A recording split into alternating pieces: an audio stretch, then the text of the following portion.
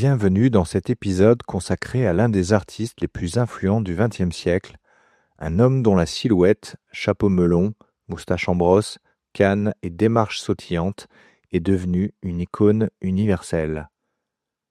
Aujourd'hui, nous plongeons dans la vie extraordinaire de Charlie Chaplin, l'inventeur du plus célèbre vagabond du cinéma, Charlot.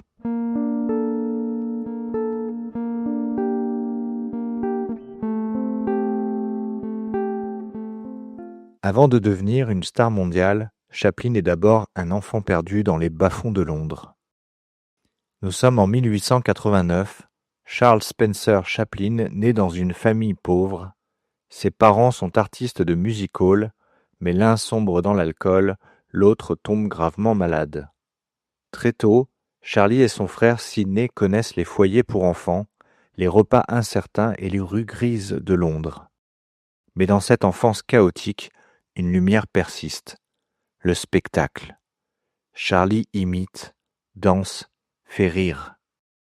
Sans le savoir, il est déjà sur le chemin qui transformera sa vie et celle du cinéma.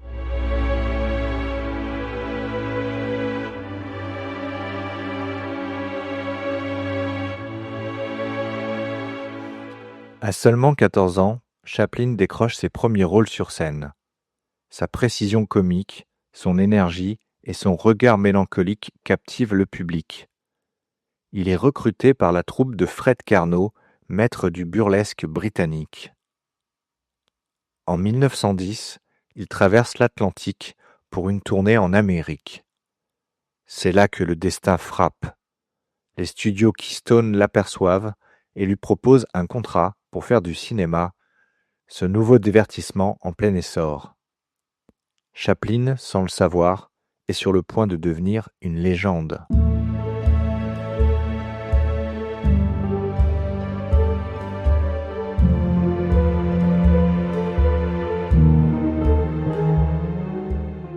1914, sur un plateau de tournage chaotique, Chaplin improvise un costume.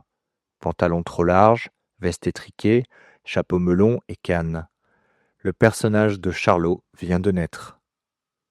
Charlot, c'est l'éternel vagabond, pauvre mais fier, maladroit mais ingénieux, rêveur mais indestructible, un personnage profondément humain.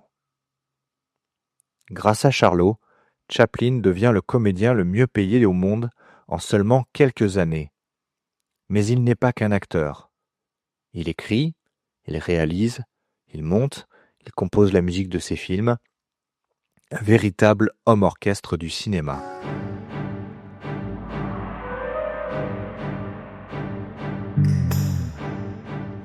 Dans les années 1920 et 1930, Chaplin enchaîne les chefs-d'œuvre qui marqueront l'histoire. Le Kid, en 1921, un mélange inédit d'humour et d'émotion. La ruée vers l'or, en 1925, la danse des petits pains devenue culte. Les Lumières de la ville, une fin parmi les plus émouvantes du cinéma. Les temps modernes, en 1936, qui est une critique du travail à la chaîne. Et bien sûr Le Dictateur, en 1940, qui est un acte de courage politique contre la montée du fascisme. Chaplin ose tout, même lorsqu'Hollywood hésite. Il met la condition humaine au centre, il fait rire pour mieux faire réfléchir.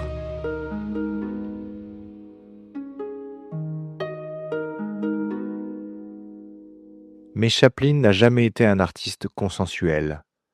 Ses positions politiques, ses critiques du capitalisme et sa liberté de ton irritent le gouvernement américain en pleine guerre froide. En 1952, alors qu'il voyage pour la première fois pour la promotion des Feux de la Rampe, les États-Unis lui interdisent de revenir. Chaplin s'installe alors en Suisse, où il vivra jusqu'à sa mort en 1977. Loin d'Hollywood, il continue de créer, d'écrire, de composer et de recevoir les hommages du monde entier. Chaplin n'a pas seulement marqué le cinéma, il a marqué la culture humaine. Son humour est d'ailleurs universel, ses messages intemporels. Il a transformé le burlesque en art et le rire en langage international. Encore aujourd'hui, un simple extrait de Charlot suffit à faire sourire un enfant, comme il le faisait il y a un siècle. C'est ça la magie de Chaplin.